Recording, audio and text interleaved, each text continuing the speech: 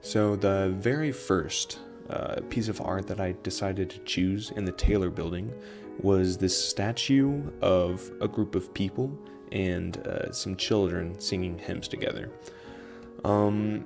You can tell that it's granite by the holes that have formed within the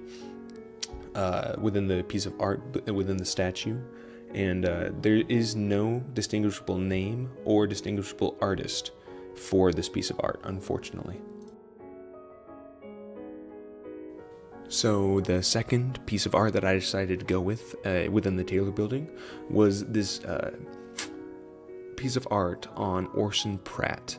It was made by E.M. Pratt in 1893, and it is made by graphite. You can tell specifically it's made with graphite because of the eraser marks that are used to define the forehead's wrinkles and the hair, and you can also tell the pattern at which the graphite forms. The shade of it is the form of graphite.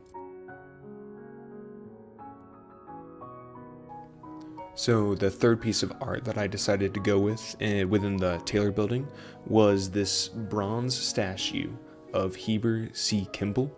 It was made by B. Goring in 1977. So the reason why I believe it to be bronze is simply the shade itself of the statue, and whenever tapping on an unimportant side of the statue, you hear the hollow ding within it. The fourth and final piece I decided to choose within the Taylor building was the Whitney Museum of America Art Pact. That would be the title of the piece.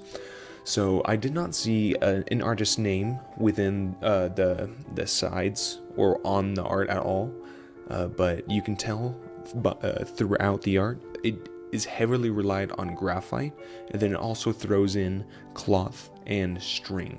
It's definitely the most unique piece of art that I saw throughout the building.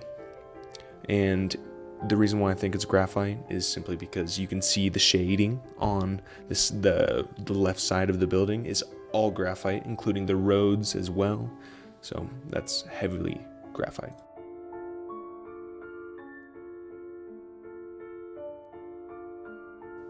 The first set of pictures that I decided to choose from the Jacob Spori building was a trio of pictures, actually.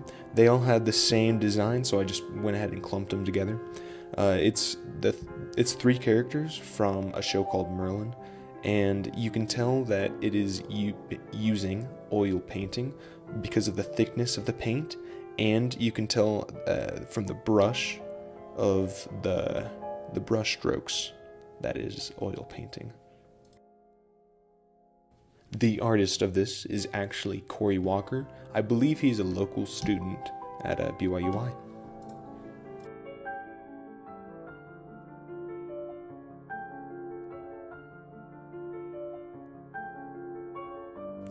So the second piece of art that I chose for this project was this marble statue. This marble statue is made by somebody called Beer.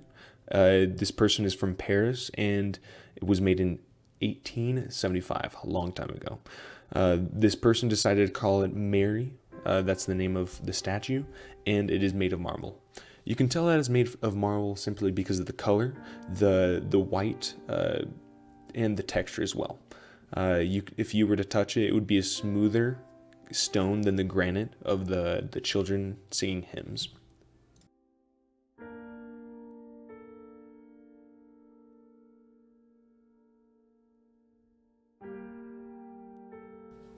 So the first piece of art that I decided to choose from the Ice Center was this statue of Joseph Smith Jr.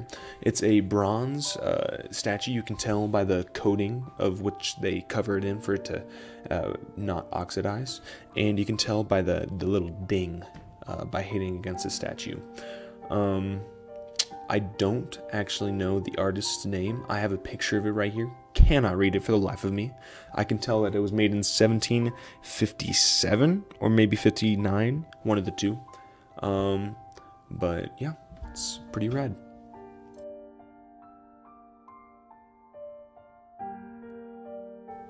So this last piece of art that I decided to choose from was this handcart bronze statue.